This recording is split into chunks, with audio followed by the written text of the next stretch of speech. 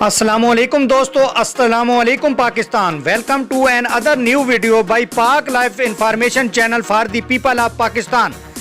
نریندر مودی جن کی حلف برداری کی تقریب 30 مئی کو ہو رہی ہے، تمام بڑے ملک کے سربراہان کو بلایا گیا مگر عمران خان کو دورے کی دعوت نہیں دی گئی.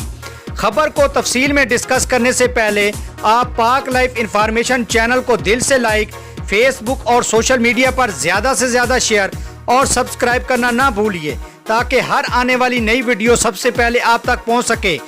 ناظرین گرامی، بھارتی وزیر اعظم نریندر مودی نے تقریب حلف برداری میں وزیر اعظم پاکستان کو دعوت نہیں دی.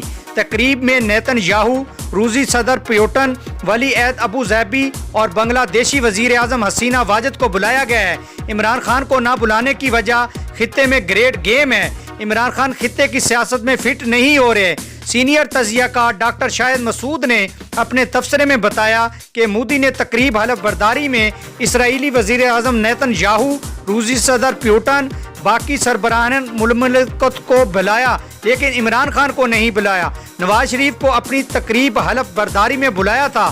انہوں نے کہا کہ مودی کے نواز شریف کے ساتھ ذاتی تعلقات تھے تو عمران خان کے ساتھ بھی ذاتی تعلقات رہے ہیں.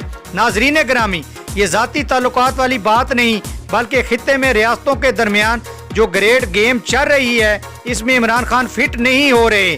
واضح رہے کہ بھارتی وزیر اعظم نریندر مودی کی تقریب حلف برداری 30 مئی کو ہوگی جس میں مختلف سربراہان مملکت کو مدعو کرنے کا فیصلہ کیا گیا ہے. تاہم وزیر اعظم عمران خان کو تقریب حلف برداری میں مدعو نہیں کیا گیا.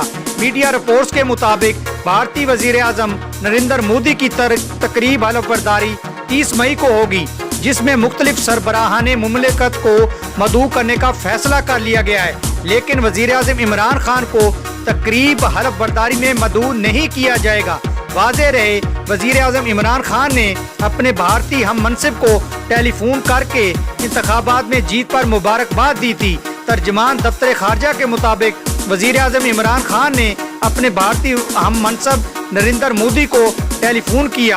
وزیر اعظم نے بھارتی وزیر اعظم کو انتخابات میں کامیابی پر مبارکباد بھی دی.